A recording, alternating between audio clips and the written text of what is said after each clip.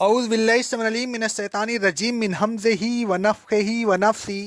سورہ آل عمران کی آیت نمبر 35، 36 اور 37 میں اللہ رب العالمین کا ارشاد گرامی ہے، اور وہ وقت یاد کرو جب عمران کی بیوی نے کہا، اے میرے رب، جو بچہ میرے پیٹ میں ہے میں اس کو تیرے نذر کرتی ہوں، وہ تیرے لیے وقف ہوگا۔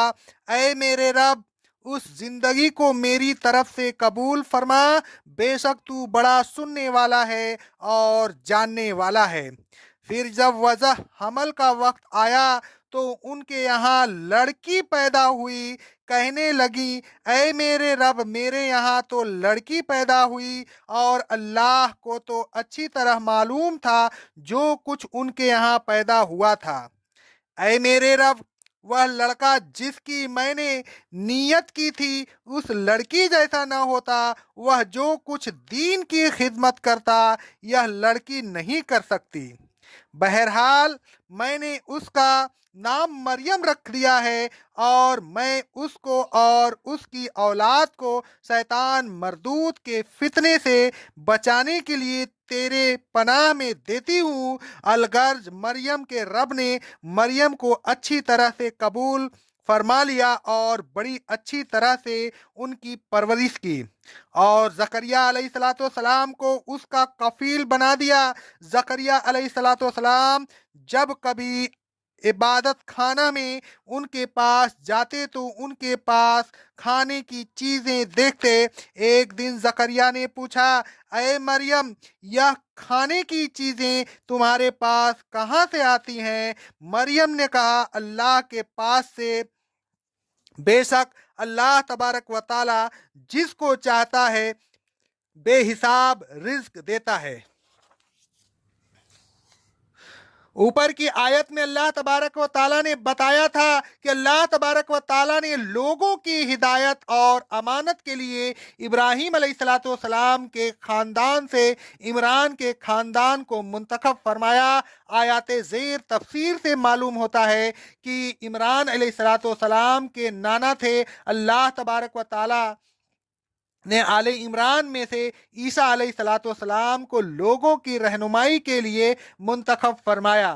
ان آیات میں اللہ تبارک و تعالیٰ نے عیسائیوں سے مخاطب ہے۔ اللہ تبارک و تعالیٰ فرماتا ہے کہ ان کے بے باپ کے پیدا ہونے سے یہ لازم نہیں آتا کہ وہ اللہ تبارک و تعالیٰ کے بیٹے اور الہ ہیں۔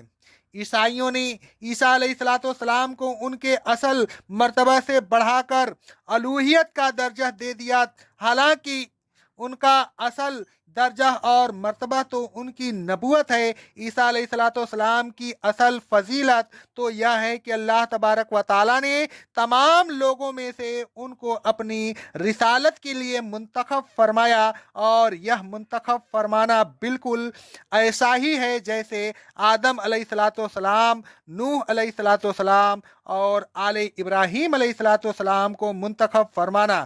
عیسیٰ علیہ السلام کا یہ انتخاب ان کی ماحول الفطرت پیدائش کی وجہ سے نہیں تھا، بلکہ اللہ تبارک و تعالیٰ کے ایک کریم دستور کے مطابق تھا۔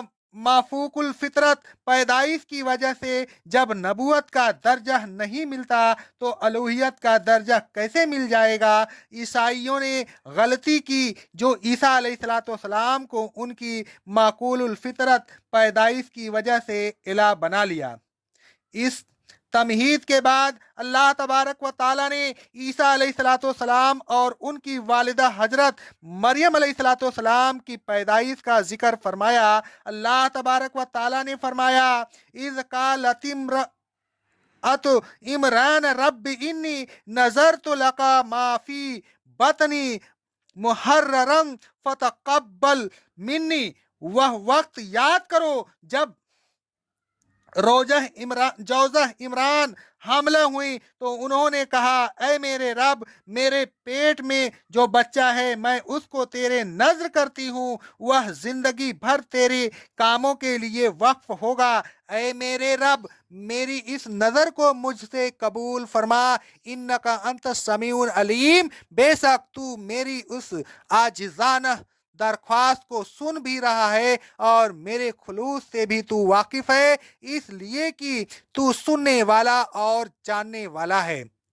जौजा इमरान को उम्मीद थी कि उनके यहाँ लड़का होगा और वह अपने पेट के बच्चा को लड़का समझकर ही नजर कर रही थी, लेकिन फलम्मा वज़अतहा काल कालत रब्बी इन्नी वज़अतहा उनसा, जब उनके यहाँ बच्चा तौलीद हुआ तो वह लड़की थी। लड़की को देखकर वह कहने लगी, ऐ मेरे रब, मेरे यहाँ तो लड़की पैदा हुई है, यह किस तरह वक्फ होगी और किस तरह आजादाना तेरे दीन की खिदमत करेगी। वल्लाहु आलमो बिमा वज़अत, और अल्लाह को तो इल्म था कि उनके यहाँ क्या तौलीद हुआ है। फिर वह कहने लगी, वलैसा ज़करु कुल उनसा, और ऐ मेरे रब, लड़का होता तो वह उस लड़की के मिस्ल न होता, वह बहुत सी ऐसी खिदमात अंजाम दे सकता था जो यह सनफे नाजुक होने की वजह से अंजाम नहीं दे सकती। व इन्नी समय तो मरियम व इन्नी और ईज़ोहा अबेका व जुर्रियतहा मिन शैतान रजीम, व और ऐ मेरे रब, मैं उसका नाम मरियम रख रही हूँ और मैं उसको और उसकी औलाद को शैतान मरदूद के मुकाबला में तेरी पनाह में देती हूँ।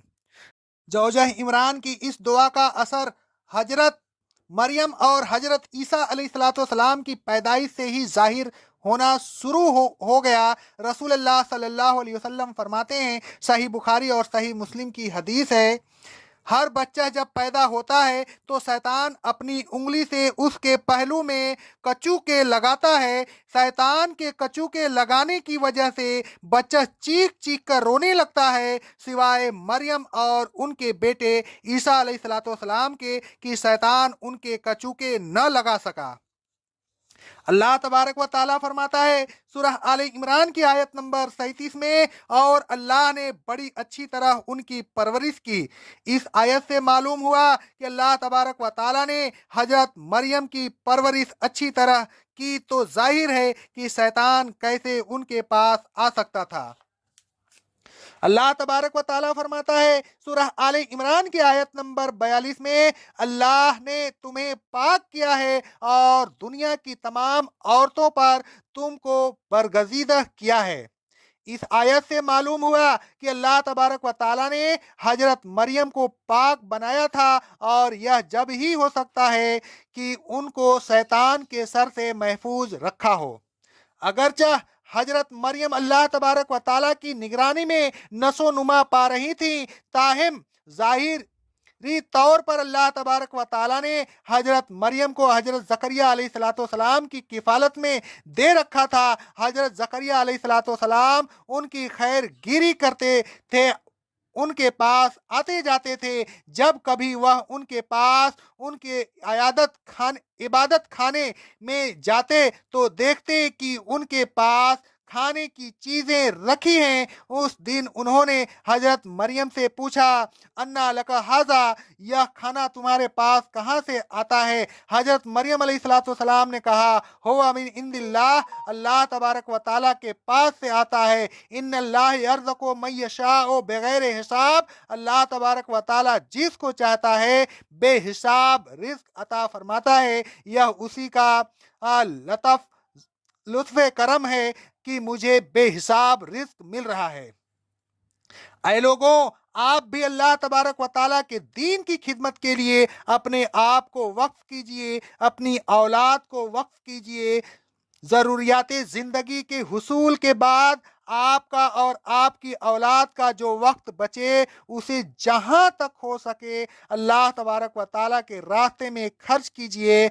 सिर्फ माल व दौलत से ही अल्लाह तबारक व ताला के दीन की खिदमत न कीजिए, बल्कि अपने जिस्म व जान से भी अल्लाह तबारक व ताला के दीन की खिदमत कीजिए। अपनी राहत व आराम को कुर्बान कीजिए और दीन की खिदमत में हमेशा तन मसरूफ ہو جائیے، اللہ تبارک و تعالیٰ پر بھروسہ رکھیے، رزق اسی کے ذمہ ہے، وہ بے حساب رزق عطا کرنے والا ہے۔ دین کی خدمت سے اگر آمدنی میں کوئی کمی آئے تو امید کیجئے کہ اللہ تبارک و تعالیٰ اسے پورا کرے گا۔ اقول قولی ھذا، استغفر اللہ، استغفر اللہ، استغفر اللہ۔